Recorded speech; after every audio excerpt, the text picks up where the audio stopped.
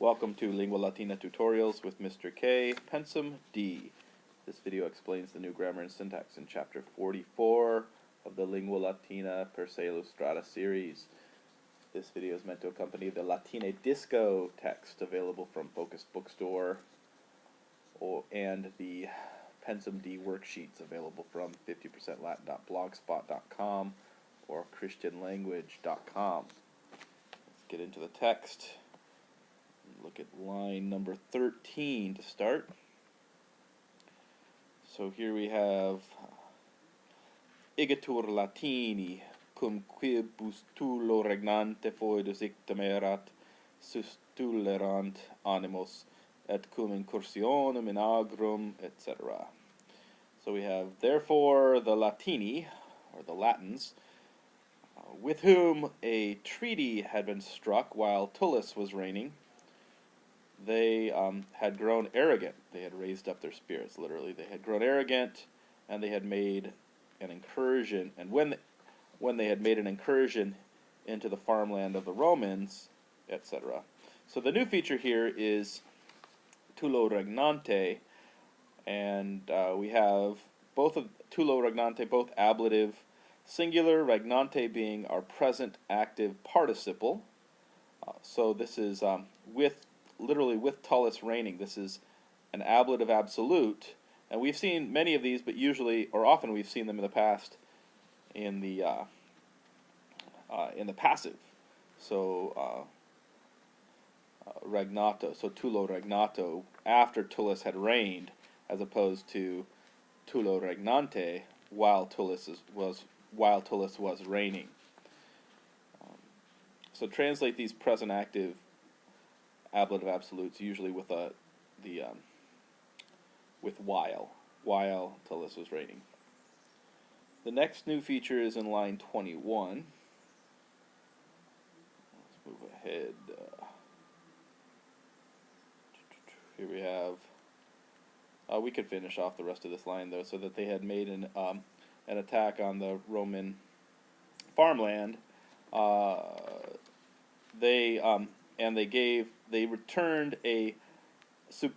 Arrogantly they returned their response to those who were seeking the Roman things back again, to the Romans, or they responded proudly to the Romans who were seeking their things back.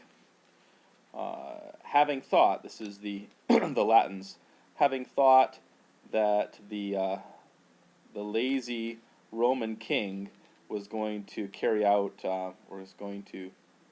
carry out his rule between the temples and the altars. So he was just gonna he was only gonna care about religious things, kind of like Numa had, rather than resisting them or fighting them. So in line 21, we have quoniam autem Numa in pace religiones instituerat.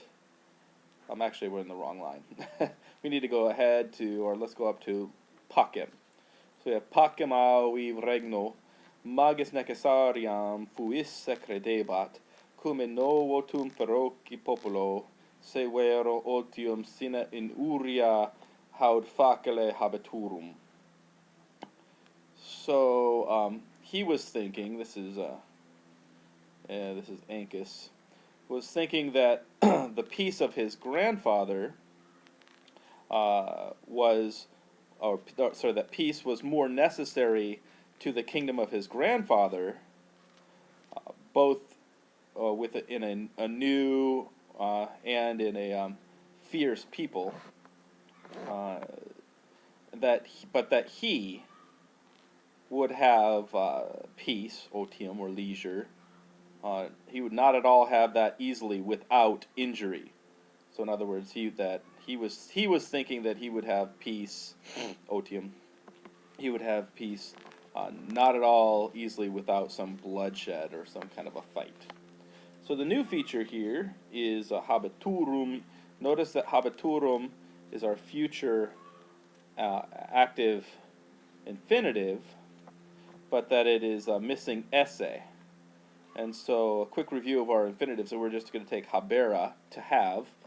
the active infinitives for habera. Habera, to have, and then we'd have habuisse, to have had, or to have held. And then here we have our future active infinitive, habiturum, missing esse, to be about to have. And then our passives, present, perfect, and future. Present is haberi, to be had or to be held. Habitum esse, to have been held. And then habitum iri, to be about to be held. So why do we have habiturum esse? Because it's an indirect speech. He believed that he was going to, and then that's why we have the accusative subject he here, say. He believed that he was going to have, he would have peace, only with difficulty. Line 72, that's another new feature. Go ahead to 72, and here we have, after the map, okay, we'll start with et cum circa palatium sedem veterum Romanorum Sabini Capitolium atque arcem Caelium montem Albanium plebiscent Ventinum novae multitudini datum. So, and when the around the Palatine Hill, the ancient home of the Romans, the Sabines had when they had filled the Capitolium, or the Capitoline Hill, and when they had filled up the citadel on the Capitoline, and when the Albani, the Alban people, had filled up the Caelian Hill, then the Aventine Hill, datum est, was given to the new crowd, to the new people coming in. This is just explaining who settled on which hill, and why the Aventine Hill was given to this new people. Datum est. This is the new feature. Datum. This is our perfect passive and perfect passive indicative. The reason it's datum is because it goes with Aventinum. So the Aventine Hill, neuter here, was given, datum est, to the new crowd. In line 79, we have Ianiculum quoque urbi adjectum non in opia loci, sed nequando ea arx hostium esset. So the Janiculum also was added to the city, not for lack of place or space or place, but lest at some time that be a fortress of enemies. So they occupy the Janiculum so that enemies wouldn't get it, not because they didn't have enough space in a city at the time. So here the use of adjectum, notice that adjectum is missing est, very common for especially Livy and many authors, Roman authors, to leave off the form of esse in the future active infinitive, like adjecturum esse, and then also here in the perfect passive, adjectum est. So Janiculum was also added to the city. 993 is another new feature. And here we see, we will start with Anco regnante lucumo, vir impegerat divitiis potens, cum omnibus ponis suis Tarquiniis ex oppido Etruriae Romam comigravit, Cupidine maxime acuspe, etc. So while Ancus was reigning, here's another present active infinitive with our ablative absolute. While Ancus is reigning, or what was reigning here, because we're in a historic present. While Ancus was reigning, Lucumo, a tireless man and having a bunch of money, divitiis potens, powerful in riches, he emigrated with all of his goods from Tarquinii, from the town of Tarquinii in Etruria. He emigrated to Rome. So here, the new feature here is Tarquiniis. A lot of these Etruscan towns north of the Tiber River had plural names, but we translate them as singular. So Tarquiniis ex oppido is the same as from the town of Tarquinii. And it's plural, but just translated as Tarquinii singular. So with all of his goods, he immigrated to Rome from the town of Tarquinii in Etruria. And Etruria is just locative genitive in Etruria. Especially with the desire and with the hope of doing what?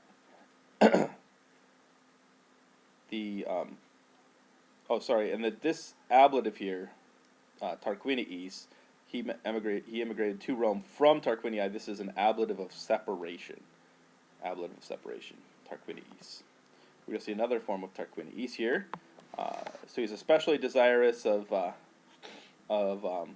great honor, which he had not been able to obtain Tarquiniis in Tarquinii. Here is our ablative plural here, because Tarquinii is a plural noun. Ablative locative. Remember, the third declension forms this locative with the ablative rather than the genitive. So here he had not been able to get honor in Tarquinii. For there, he was also a foreigner, peregrinus. The next new feature is in line 104. And we'll have to go up a little bit. We'll go up to qui here. Or nec. Nec Deus superfuit filio pater. Nor did the father outlive his son for long. And he, qui cum ignorans durum ventrem pere decesisset oblitus nepotis in testamento, puero egenti post avi mortem nato ab inopia, egerio nomen datum est. And he, forgetful of his grandson in his will, since he had died not knowing that his daughter-in-law was pregnant, since that happened, the name of Egerius was given to the boy, the needy boy, puero egenti, because of his lack of stuff, born after the death of his father. So it was given to the name of Egerius was given to the boy lacking stuff, born after the death of his father, and on account of his need, the name was given to him. You've got the form Egerio, which is a dative case. The name was given to the boy. Egerius is the nominative, so why is this dative? It's attracted to puero. The name was given to the boy. Egerius is kind of an apposition to this, and because of the it's in the same basic position as far as syntactically in the sentence. It gets the same ending. It doesn't have to. It could be Egerius here, but sometimes you'll see it attracted into the case of the word is parallel with. Here is puero. The next new feature is in line 108. Here we have spernentibus etruscis lucumonem exsule advena ortum tanaquil eam dignitatem fere non potuit oblitaque amoris patriae dum modo virum honoratum videret consilium migrandi ab Tarquiniis cepit. Okay, so while the Etruscans were despising or were not honoring Lucumo, having arisen from a foreign exile. While that was happening, Tanaquil was not able to bear that indignity, and forgetful of her the love of her fatherland, provided that she could see her husband having honor, she came up with a plan of migrating or emigrating out of Tarquinii. So the new feature here, we've seen it earlier in this chapter. We have the present active participle spernentibus, Here it's ablative plural with Etruscis, with the Etruscans not giving honor to Lucumo, or with the Etruscans dishonoring Lucumo, having risen from a foreign exile. So remember that, or we could also translate this as while. So while the Etruscans despised Lucumo for being arisen from a foreign exile, Tanakh wasn't able to bear it. The next new feature is in 114. And in 114 we have futurum. Actually, I think we're in the, not quite in the right line here. Oh yeah, futurum here. Futurum locum forti. So let's go start with Roma.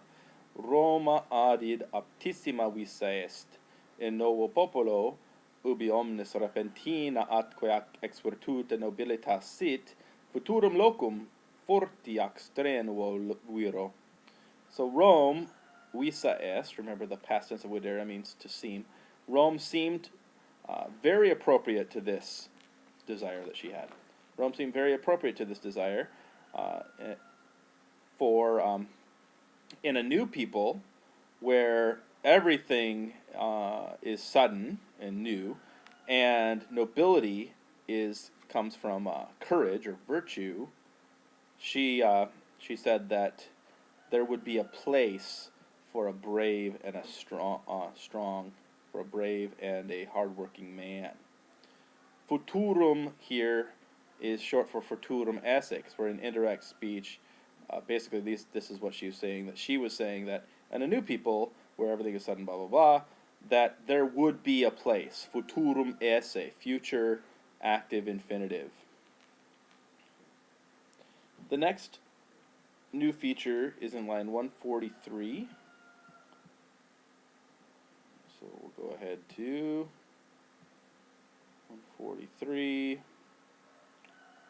And here we have Yam fil I prope puberem aetatem erant, et omages Tarquinius postulabat, ut quam primum comitia regi creando fierent.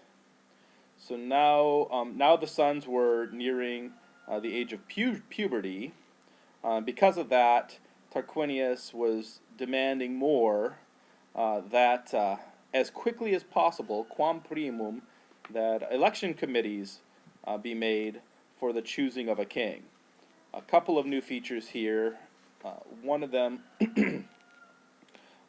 is the use of quam primum. Primum is the superlative adjective, meaning the comparative of this would be prius, earlier or before.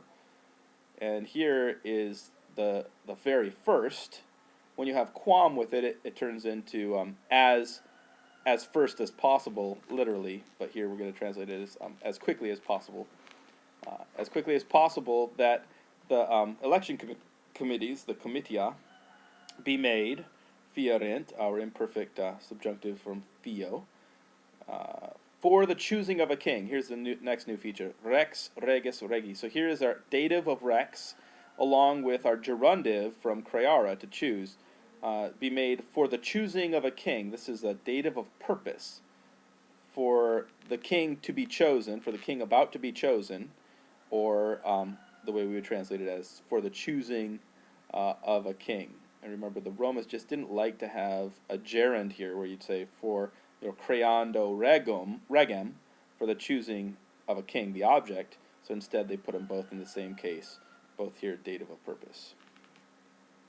The next new feature is in line 148.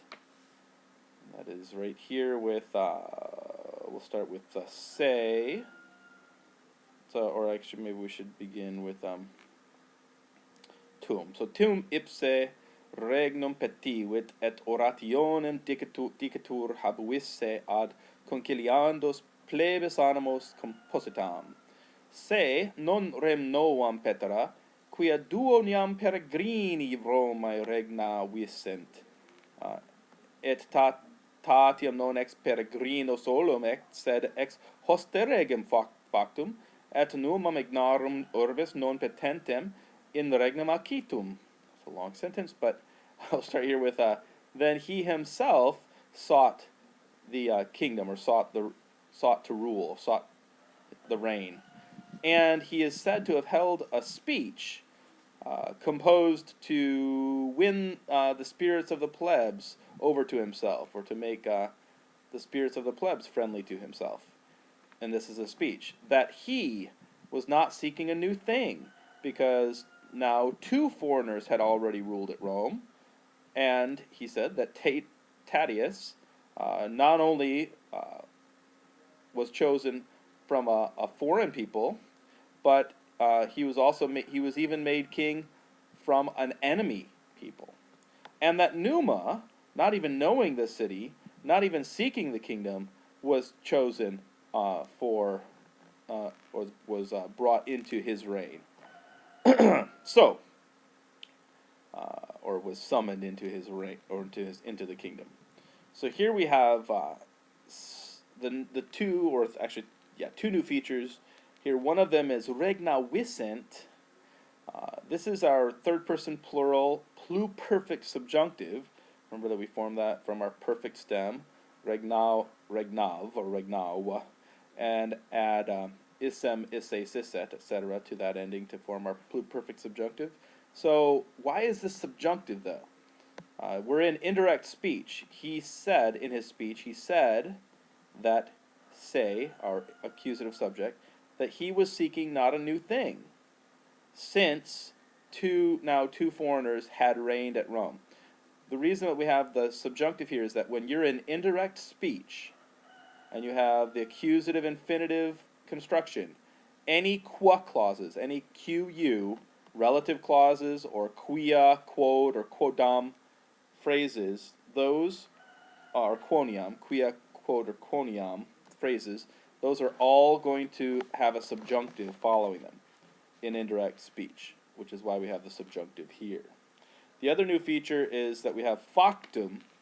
In factum here, we see that the essay dropped away again.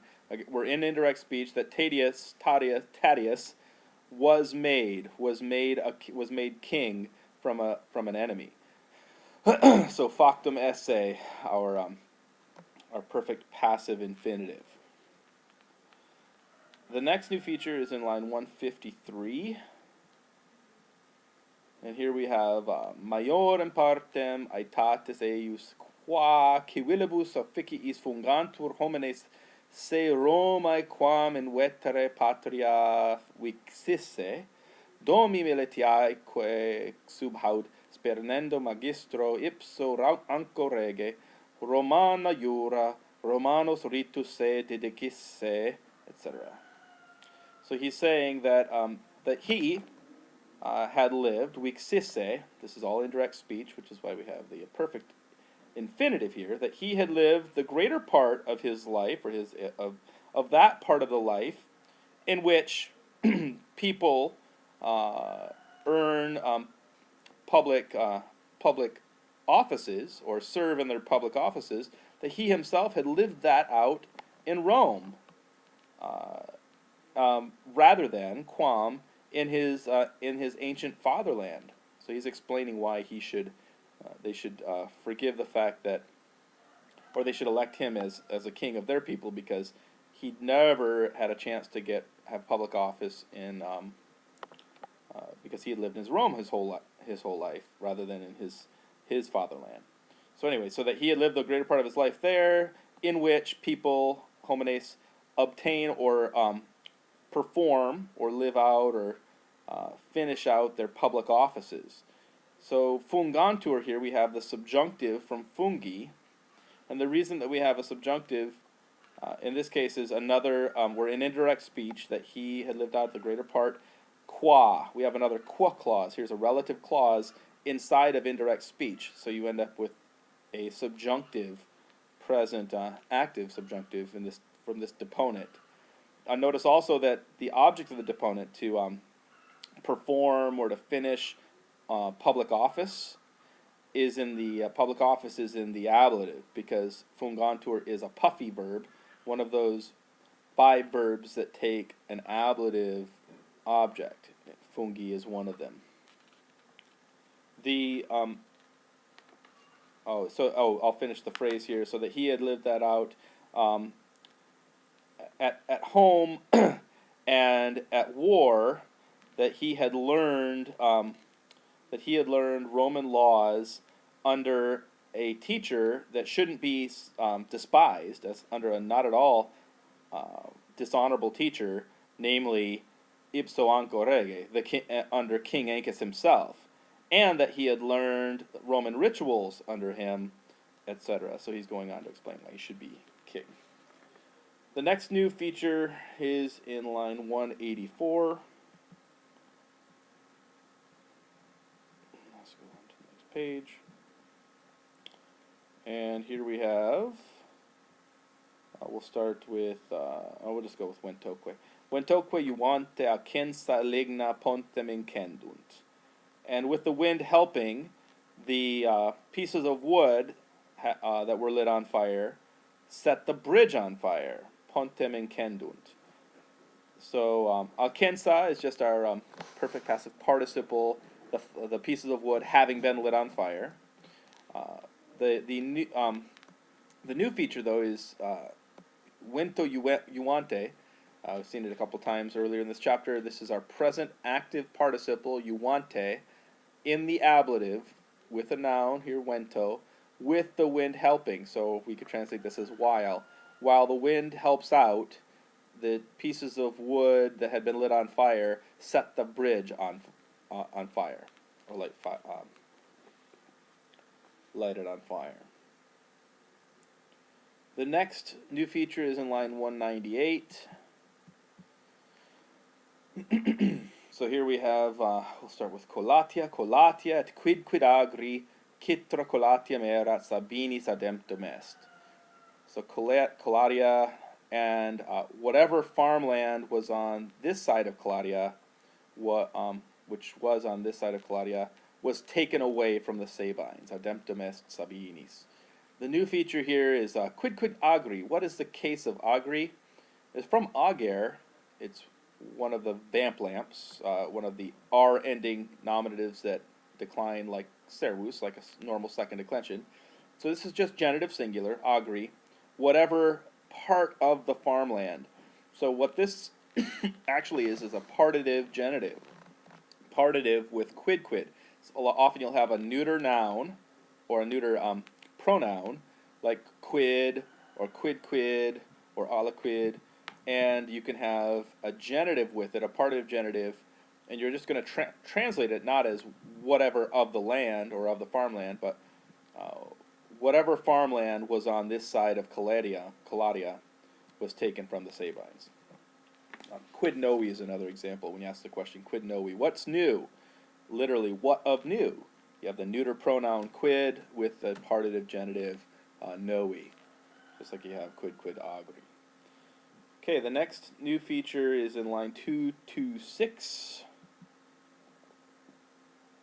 Moving ahead to 226. And here we have servio Tullio. So, puero dormienti, cui servio Tullio fuit nomen, caput arcisse ferunt multormen conspectu. So, one new feature, well, they say, ferunt, they say that the head of the boy sleeping there, whose name was Servius Tullius, caught on fire in the sight of many people, or burned in the sight of many people. The two features here are, one is the use of ferunt to mean to report or to relate a story. Normally, fera just means to bear or to carry. Here it means to bear or carry a story. So they bear the report, or they report that the head, here's our subject in indirect speech, they report that the head, literally here, to the boy sleeping. So this is the dative of possession. The head to the boy sleeping, to the boy to whom the name was Servius Tullius. Here, Servius Tullius has turned into the dative Servio Tullio. Why? Because it's been attracted. We saw earlier the attraction of a name, agerio, agerius to agerio, Here we see Servius turn to Servio to match up with cui, another dative of possession, whose name was Servius Tullius. Just to, very literally speaking, to whom the name was Servius Tullius and attracted to cui. The next new feature is in line 240.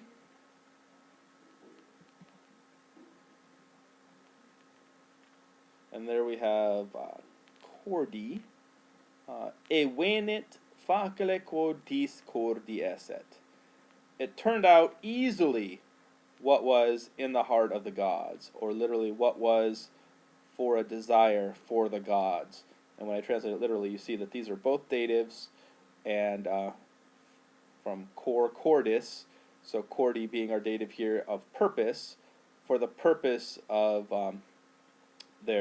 for a concern, and then we have a dative of reference. To whom is it a concern? For a concern to the gods. This is our dative plural from deus. And in 241, we also have, finishing off the sentence, it easily turned out what was in the hearts of the gods, that the youth showed himself very much showed himself to be of a regal temperament, or of a regal nature. Indulis regii. Here we have genitives, adjective regii with indulis, the genitive noun, of a regal nature. And what kind of genitives are these? Why are these genitive case? These are genitives of characteristic.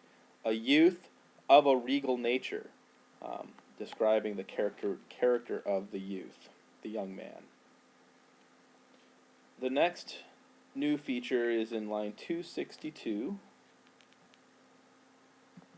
So in 262, we have cum intentus in eum se rex totus averteret, alter securem in caput regis deiecit, relictoque in vulneratelo ambo se foras eieciunt.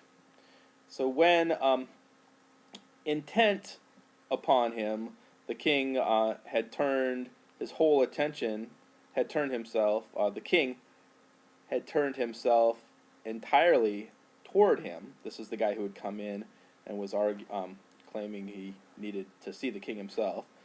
So when the king had intently turned himself toward him, the other guy threw down an axe into the head, or drove down an axe into the head of the king, and after he left with the weapon left in the wound, both of them ran outside, or both of them threw themselves outside the doors. The new feature here is securim. Notice that this has an im ending. This is just the accusative singular of a true I stem noun, meaning that the I shows up all the way through the first through the singular of this declension. So we have the other guy drove down or threw down the axe into the king's head.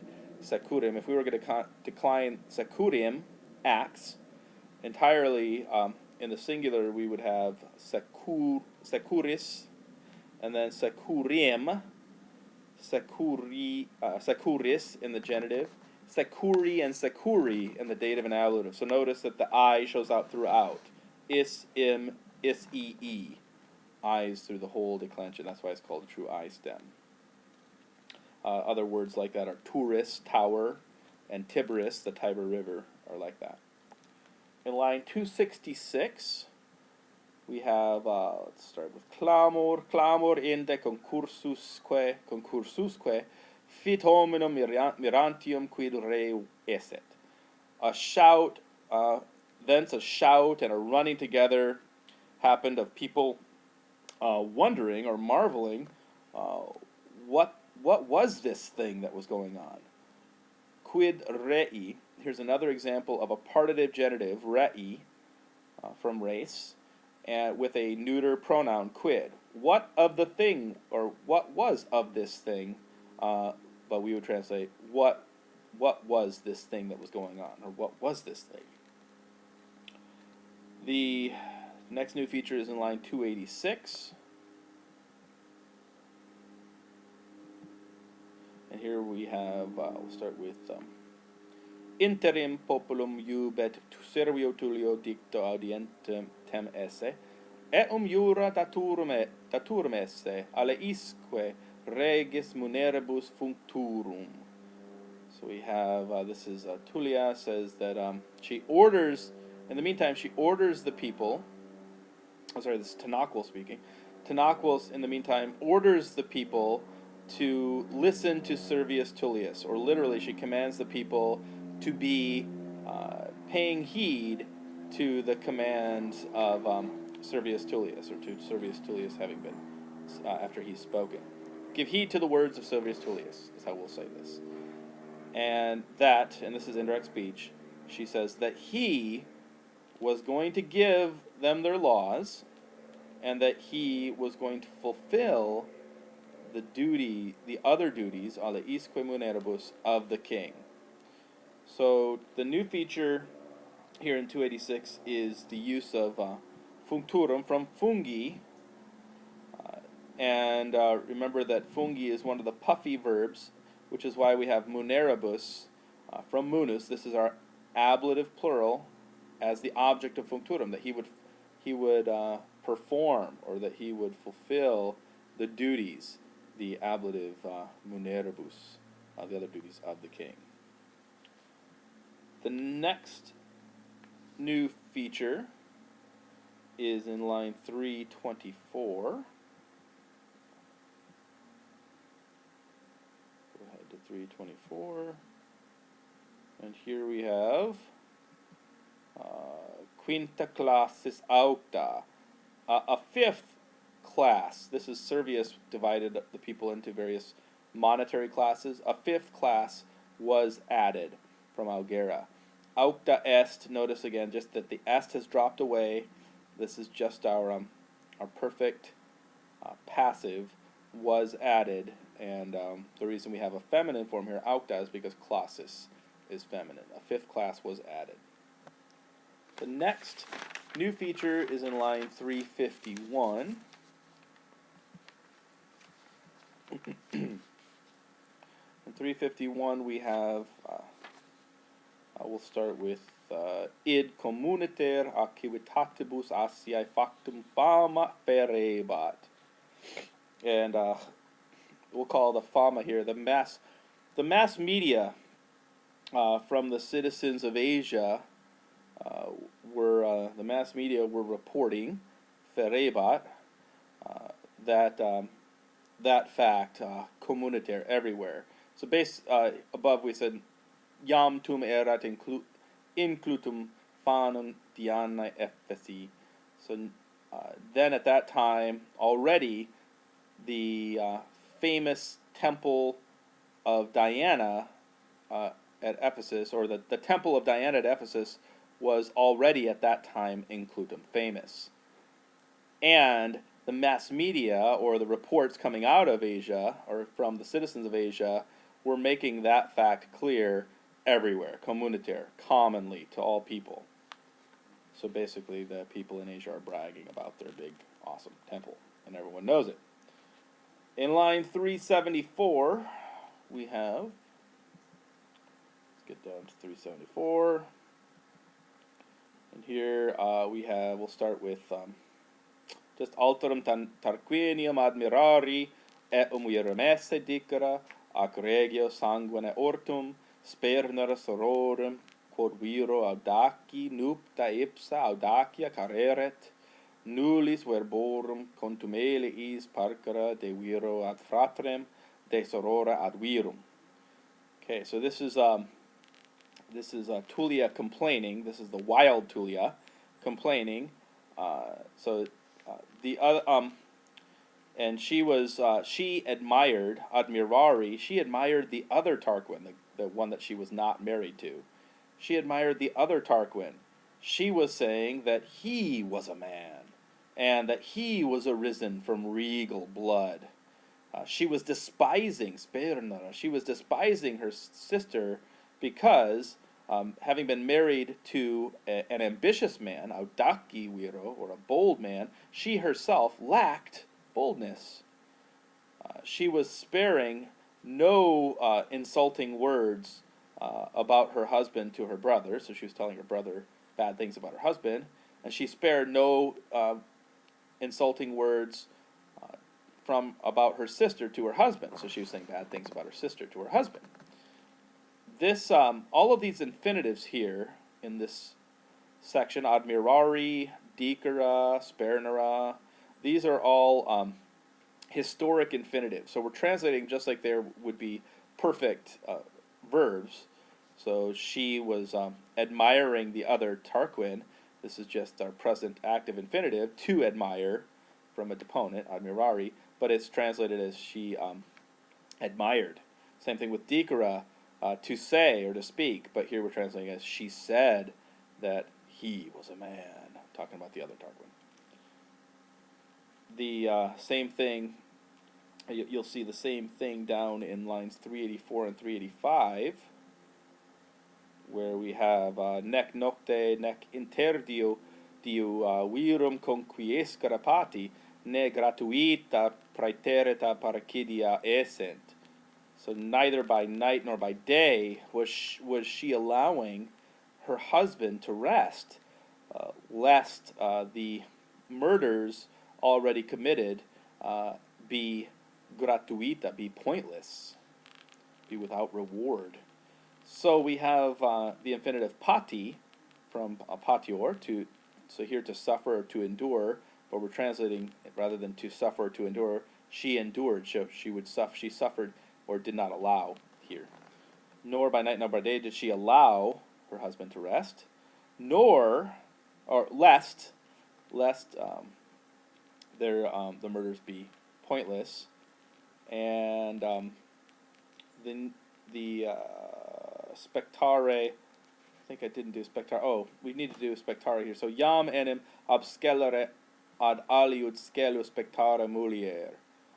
For now, the woman was watching looking out from her one crime forward toward another crime.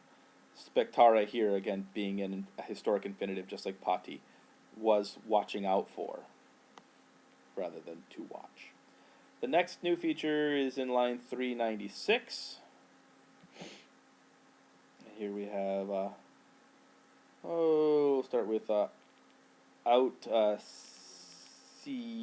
actually we'll go all the way down to facesse here. Facesse hinc Tarquinios aut Corinthum, fratri similior quam patri. So she gives an order, go off, leave from here to Tarquinii or to Corinth, more similar to your brother than to your father. So here we have Tarquinios and Corinthum, both of them accusatives. Notice we have accusative plural with Tarquinios because the city itself is a plural, and Corinthum, accusative singular. And these are accusatives of motion toward. So she says, go away from here to Tarquinii or to Corinth, the same as ad Tarquinios or ad Corinthum. And then notice also that similior takes the dative here, more similar to your brother than to your father. In line 424, we have, I have to go back, and bottom of the page, we have quid hoc inquit Tarquini rei est. So this is Servius talking to Tarquinius, and he says, Tarquini, that's the vocative of Tarquinius. Tarquini, what is this thing, or what thing is this? Quid rei est hoc? Another example of a neuter pronoun, quid, with the partitive genitive rei. What thing is this? The next new feature is in line 432. And here we have tum Tarquinius necessitate Iam et ipsa cogente ultima audere, multo et aetate et verbus validior, medium arripit servium elatumque, e curia in inferiorem partem per gradus deiecit. Then Tarquinius, now with necessity itself forcing him to dare the final deeds, stronger by much, ablative degree of difference, much stronger both by because of his age and because of his much stronger in age and in just general strength. He grabbed hold of Servius by his middle, and having carried him out of the curia, he threw him down the stairs onto the lower part. The new feature here is with our use of cogente and necessitate. This is our ablative absolute, while necessity itself, ipsa, with necessity itself forcing him to do these things. So our present active participle, cogente, in the ablative as our telling us the circumstances under which something is happening. Our ablative absolute, in other words. The next and final new feature in this chapter is found in lines 445 to 447.